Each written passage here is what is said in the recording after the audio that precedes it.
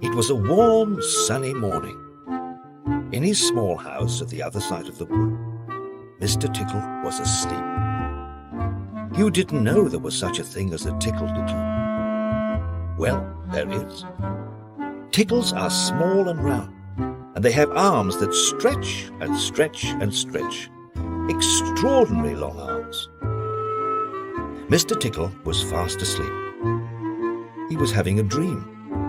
It must have been a funny dream because it made him laugh out loud, and that woke him up.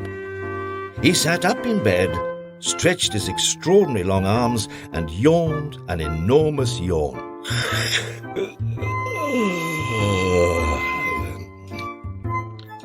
Mr. Tickle felt hungry, so do you know what he did?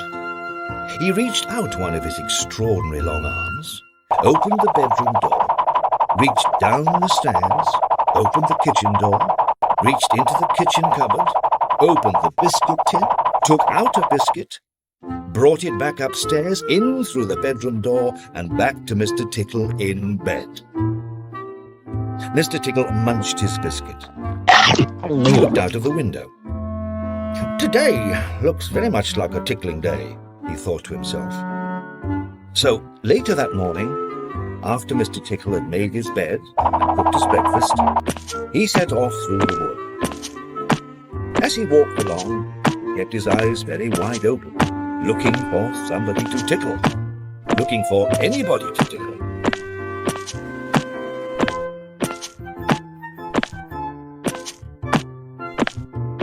Eventually, Mr. Tickle came to a school. There was nobody about, so, reaching up his extraordinary long arms to a high window ledge, Mr. Tickle pulled himself up and peeped in through the open window. Inside, he could see a classroom. There were children sitting at their desks and a teacher writing on the blackboard. Mr. Tickle waited a minute and then reached in through the window.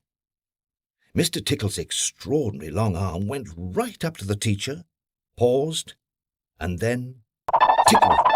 The teacher jumped in the air and turned round very quickly to see who was there. But there was nobody there. Mr. Tickle grinned a mischievous grin. He waited another minute and then tickled the teacher again. This time he kept on tickling until soon the teacher was laughing out loud and saying, "Stop it! Stop it!" over and over again. All the children were laughing too at such a funny sight. There was a terrible pandemonium. Eventually, Mr. Tickle thought that he had had enough fun, so he gave the teacher one more tickle for luck, and then very quietly brought his arm back through the open window. Chuckling to himself, he jumped down from the window, leaving the poor teacher to explain what it was all about. Then Mr. Tickle went to town.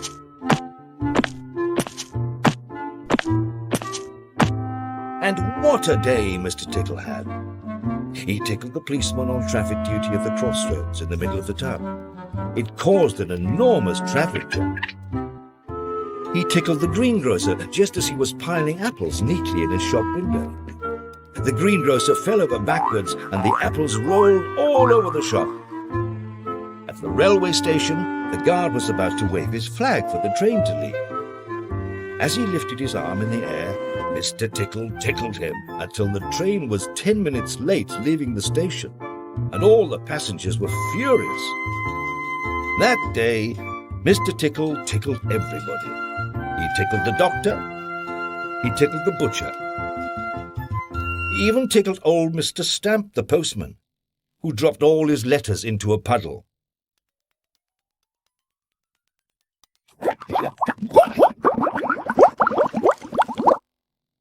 Then Mr. Tickle went home. Sitting in his armchair, he laughed and laughed every time he thought about all the people he had tickled.